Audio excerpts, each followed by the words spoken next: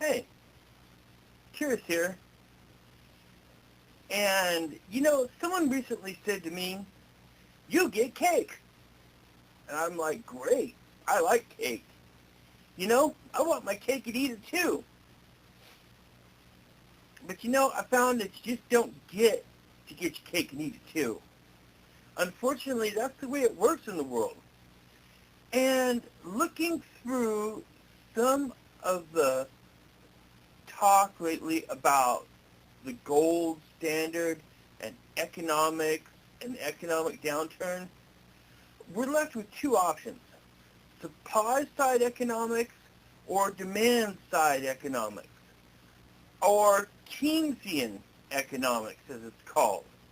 I guess for some reason the more progressive left favors the Keynesian, and the more conservative fiscal right favors the supply side, the Reaganomics. Anyway, basically there's this curve that says that if the federal government is taxing you, okay, which makes more sense for them to tax you at a lower rate and get more money out of it. This is the supply side argument. Now, I don't know if I agree with the supply side argument because, well, being a social conservative, I see a lot of tax money go to things I don't agree with, okay? And to be honest, when it all comes down to it, besides hurting your pocketbook, a lot of economics is basically your tax money going to something you don't agree with, okay? And I think that's a lot to do with it. A lot of economic issues break down into social issues if you really look at them. Now, one thing I would like to see, a state where domestic gross product is good, but yet the market is protected. I want to see prosperity again, but I don't want to see the internationalism. Now, to some people, certain libertarians out there, they just hear this and just, chuckle, chuckle, chuckle.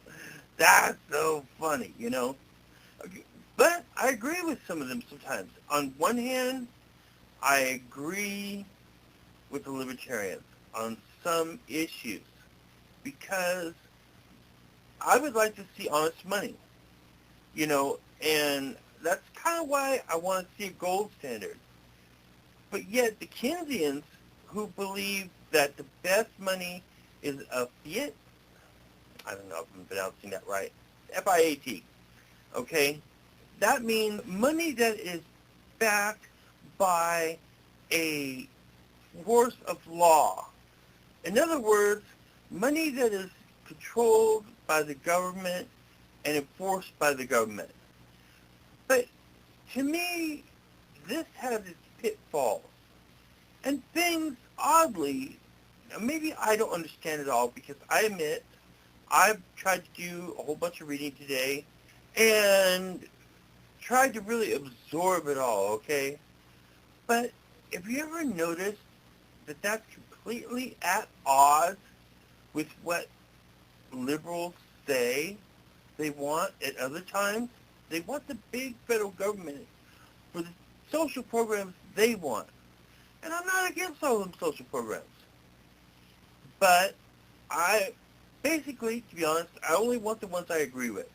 And that's health, age, and certain aspects of health to do with gender. I'm an atheist. I don't care about abortion, even though late-term abortion, I don't like it. I've seen a few pictures of it, and I think that's too far along the line for something to not be considered living. Of course, where do you draw that line? Personally, I want embryonic stem cells and all that. This isn't economics, so I'll say that's subject for another time. The point is that I think we can have both. I would like to see a strong domestic America without the junk markets coming in. And I know this probably isn't a correct view because I've heard that our immigrant population only makes up a small percentage, legal or illegal. But personally, I'm against immigration. But I have to say that the reason I talk about immigration is because if we create a domestic market that's viable, people will hoard in. The professionals on one side who have like puppy mill, like human grinders with no concern of their own citizenry, or maybe they can't because of the way world markets are, but they can't develop a domestic product to supply their citizens. You know? I mean, I'm not a fan of globalization, all right? I'll tell you right now, right here, that I don't like it. But I also don't like paying $12 a pound for ground beef and and I do go shop at Walmart, so guilty as charged, you know. Yeah, I'm a big box shopper, and there it is. In small stores now, there's nothing there because they're all displaced. I don't know. It's a toss-up. I'd like to see something big box, small owner, or something. I don't know. Just white picket fences, 1950 America. They say it's cheaper to get our oil from overseas than it is to get it from like South America. But I find that hard to believe too. I guess it's a longer distance to travel north to south than to actually ship it. But I would like to see a trading consortium between South, Middle, and Northern America.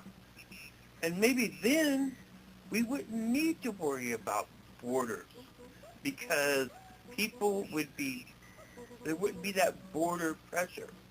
Because it just kills me when I walk by a MoneyGram store and stuff, and I see that writing in Spanish going, send money back cheap, you know. Sending our American money back to Mexico when you come here in the first place to displace someone? Okay. All right. I don't know how much is that.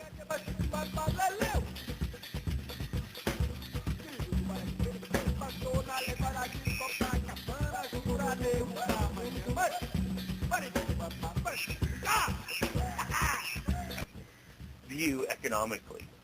Heck, I was looking at some 1840 picture that was complaining about the immigrants, you know. I've got that on my computer. Maybe I'll add it in this for fun. But it's just, you know, I don't like the world government either. But yet, if there's no way around where you're making more by trading than internationally than you would be domestically, I agree with it then, you know, because you have to have sense in your idealism. But on the other hand, there's new advances in alternative energies and ways to grow foods out of season here. Maybe we don't need to trade. The people in China, they aren't getting any advantages from us. All they do is get slave labor that gets shipped over here and displaces our honest labor. And Hollywood, you know what? You're friggin' hypocrites. You know why you're hypocrites? Because you talk about all this living wage and all your celebrities get on these big band charity wagons, and yet when it comes to your industry, California, what do? Oh, you hightail it to friggin' Canada or New Zealand or somewhere else. You're a friggin' traitor. And you're a traitor to your own liberal ideas. It's about being American and making America great again and having those small picket fences. In old-style cars, I want cheap gas. I want friggin' open fields. And I want friggin' good, cheap energy and a clean environment. And this might be a total hodgepodge. Some people saying, well, you can't have your cake and eat it too. You know what? I'll save half my cake and eat it now, and I'll eat my other half later. You know? And I think that's where the future is.